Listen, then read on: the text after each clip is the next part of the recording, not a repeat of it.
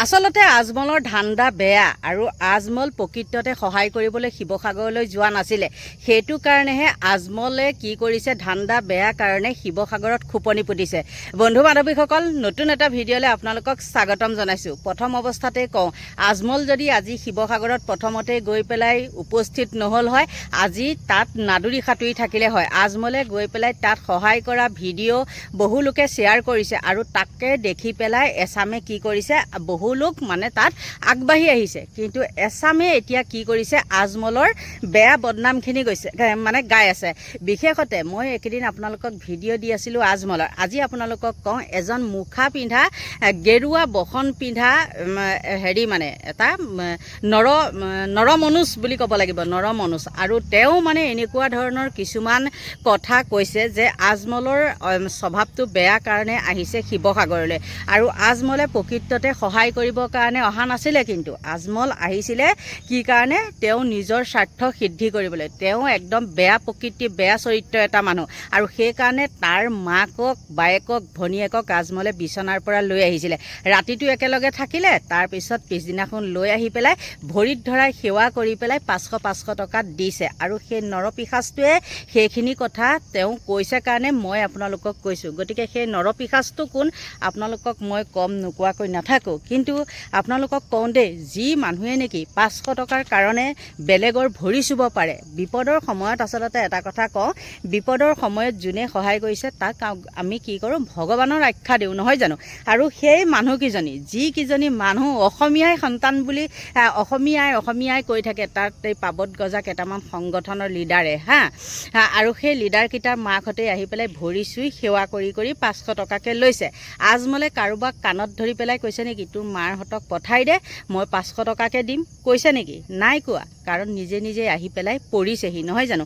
গতিকে বগা ভাতৰ কাউৰী আজিকালি অভাৱ নাই। আৰু এনেকুৱাই আচৰিত পাইছোঁ, ইমানেই টোপোলা পাইছে, তথাপিও তেওঁলোকৰ কি হয়, শান্তি নহৈ পেলাই লোকে যিমান টকাই নিদিয়ক কিয়, সেইবিলাকত তেওঁলোকৰ লোভ, আৰু লোভৰ কাৰণে আহি পেলাই জালত বন্দী হৈ মৰিছেহি।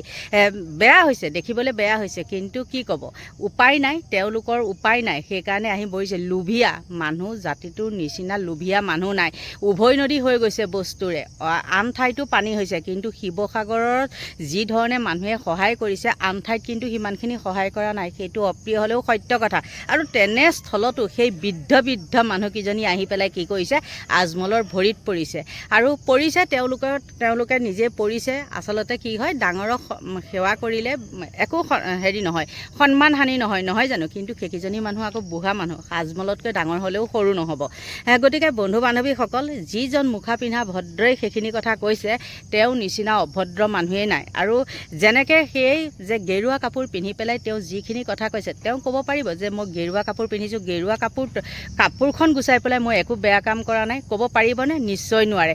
গতিকে বন্ধু বান্ধৱীসকল, এইজন গেৰুৱা বসনকাৰী কোন, তেওঁতো মাজে মাজে ইমানেই বেয়া গালি খায়, তথাপিও কিন্তু তেওঁ লাজ নাই। আৰু তেওঁৰ নামটোৱেই হ'ল কিবা সত্যৰঞ্জন বৰা। গতিকে বন্ধু বান্ধৱীসকল, চাওক আপোনালোকে এই সত্যৰঞ্জন বৰাই কি কৈছে। ৰাইজক টকাৰে কিনিব খোজা মানুহৰ স্বভাৱ চৰিত্ৰবিলাক এনেকুৱাই, আৰু প্ৰকৃতিয়ে স্বাভাৱিকভাৱে এইটো উলিয়াই দিয়ে আৰু দেখুৱাই দিলে যে আজমলৰ ধান্দা কি, আজমলৰ প্ৰকৃত ধান্দা কি। 17 বাৰ মোগলক খেদা সেই আহোম ঠাইত, আহোমৰ গৌৰৱৰ ঠাইত, আহোমৰ প্ৰাণকেন্দ্ৰ শিৱসাগৰত আজি অসমীয়া ব্যক্তিয়ে সেইধৰণে ভৰিত ধৰিব লগা হ'ল। আমি ইমান বুৰ্বক, আকৌ আপোনালোকেই মানুহক চাল চাতুৰে ক'ব ভৰিত ধৰিবি দেই পইচাটো দিলে। এতিয়া অন্ততঃ যদি লাজ আছে, নাকত যদি অকণমান চৰম আছে, তেতিয়াহ'লে অন্ততঃ অসমীয়াৰ স্বাভিমানৰ কথা আৰু নক'ব আপোনালোকে। স্বাভিমানী অসমীয়া আজমলৰ ভৰিত। এতিয়া কোনোবাই সংস্কাৰৰ কথা কৈছে। আজমলে নিজেই শুনিছোঁ বক্তব্য দিছে যে তেওঁলোকৰ এইটো পৰম্পৰা আছে। এতিয়া পৰম্পৰালৈ মনত পৰিছে। আজমল চাহাবক লৈ পেলাই এই গোটেই ঘৰত বহুৱাই, শৃংখল চিটুৱতে ঘৰত বহুৱাই পৰিয়ালৰ লগত চিনাকি কৰি চাহ ভাত খুৱাই ভাই চিঞৰ বাখৰ কৰি আছে। আৰে নিজৰ ভাই হ'লে কৈ থাকিব লাগে নেকি?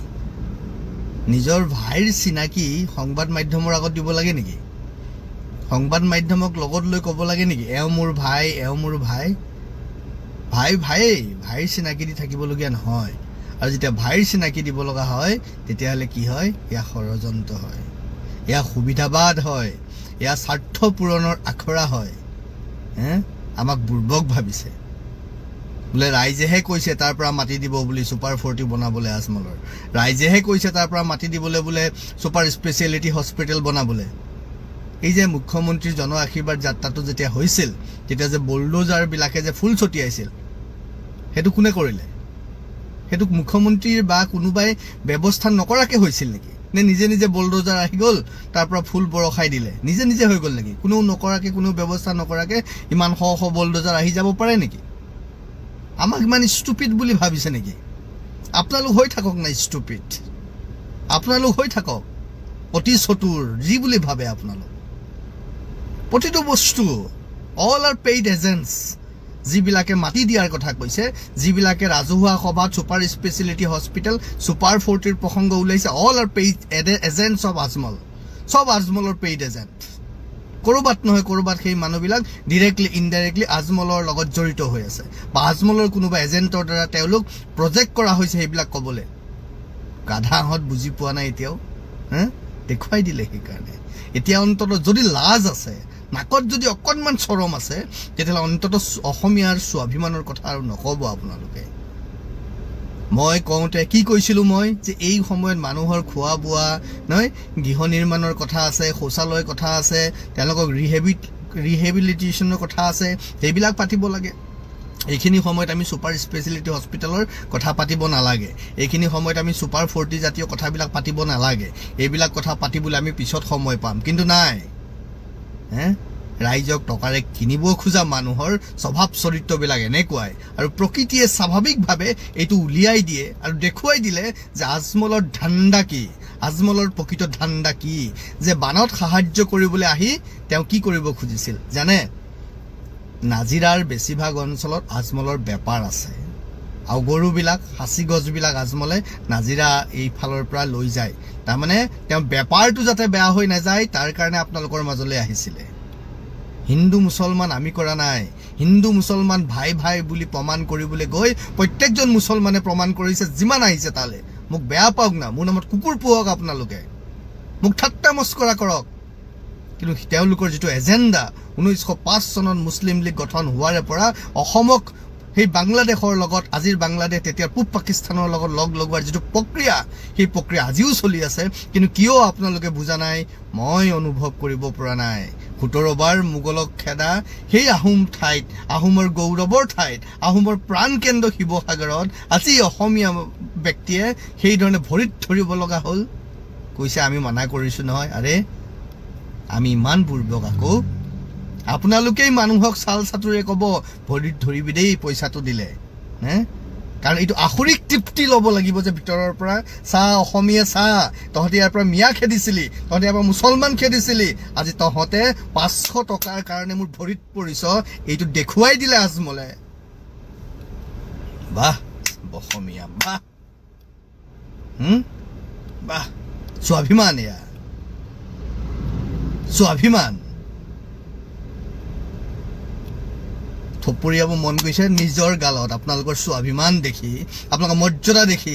যদি অকণমানো লাজ আছে নহয়, সামাজিক জীৱনত আহি আৰু অসমীয়া স্বাভিমানৰ কথা নক'ব, অসমীয়া গৰিমাৰ কথা নক'ব। শেষ কৰি পেলালে চব। সংস্কাৰ, আমি সংস্কাৰৰ কথা ক'লে উগ্ৰ হিন্দুত্ববাদী হৈ যাওঁ। এতিয়া আপোনালোকৰ মুখত সংস্কাৰৰ কথা ওলাইছে, বুজি পায় সংস্কাৰ? আমিবিলাক আচলতে এনেকুৱা ধোবা যে উলংগ সমাজখনত আমাৰ প্ৰয়োজন নাই। উলংগ সমাজত ধোৱাৰ প্ৰয়োজন কি? আমিবিলাক তেনেকুৱা একোটা ধোবা, সেইকাৰণে উলংগ সমাজখনত আমাৰ প্ৰয়োজন নাই। সেইকাৰণে আমি কথা ক'লে আমাক ঠাট্টা মস্কৰা কৰিব সেইসকল স্বাভিমানী অসমীয়াই, সেইসকল স্বাভিমানী ব্যক্তিয়ে। কৰক, আজি কৰক না প্লিজ, আজি আকৌ কওক, গালি পাৰক মোক, মই আজি সুখ পাম। সেই কষ্ট পাওঁ কাৰণেই কৈছোঁ, কাৰণ মই ৰাজনৈতিক কাম কৰা মানুহ নহয়, মোৰ কোনো ৰাজনৈতিক লিপ্সা নাই, বুজিছে? মোৰ কোনো সমাজ সেৱক হোৱাৰ লালসা নাই। মই আপোনালোকৰ পৰা প্ৰশংসা বুটলাৰ মোৰ হাবিয়াস নাই। আচলতে মোৰ কোনো পৰিচয় ৰাখাই আপোনালোকৰ ওচৰত কোনো ইচ্ছা নাই।